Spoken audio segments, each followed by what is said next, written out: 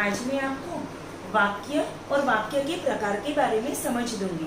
तो उसके अध्ययन निष्पत्ति है 4, 6, 8, 2, 6, 1 और 2, 8, 1। अध्ययन निष्पत्ति है सरल, संयुक्त और मिश्र वाक्य का परिच्छेद को पढ़कर समझ सकेंगे। तो यहाँ हमने विविध वाक्य, उसकी परिभाषा और उदाहरण रखे हैं, तो देखते हैं।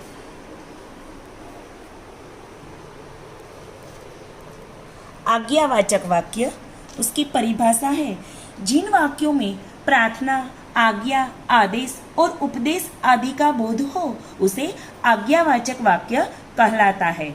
उदाहरण, तुम यहाँ आओ, यहाँ हमें आज्ञा का बोध होता है। फिर है इच्छावाचक वाक्य, परिभाषा है जिन वाक्यों में इच्छा, शुभकामना, आशीर्वाद आदि का बोध हो उसे इच्छावाचक वाक्य कहलाते हैं।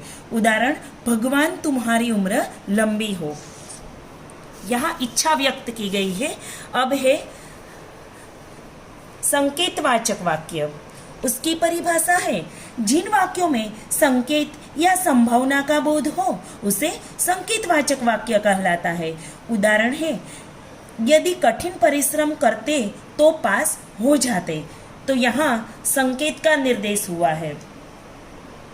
फिर है संदेहवाचक वाक्य, उसकी परिभाषा है जिन वाक्यों में संदेह या संभावना का बोध हो वह संदेहवाचक वाक्य कहलाता है। उदाहरण, जैसे कि शायद रात में बारिश होगी, यहाँ शंका व्यक्त की गई है।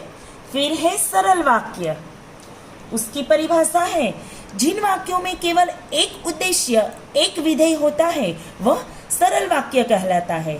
जैसे कि श्याम पढ़ाई करता है, यहाँ एक ही उद्देश्य पढ़ाई करना और एक विधेय का बोध होता है। फिर है संयुक्त वाक्य, उसकी परिभाषा है जिन वाक्यों में दो या दो से अधिक सरल वाक्य होते हैं और आपस में एवं, परंतु तथा लेकिन, किंतु आदि शब्द जुड़े हो वह संयुक्त वाक्य कहलाते हैं। उदाहरण, राम घर गया और उसने माँ को देखा।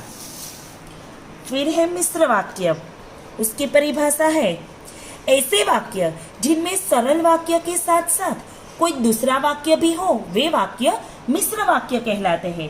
उदाहरण, जैसे कि यदि परिश्रम करोगे तो उत्तीर्ण हो जाओगे।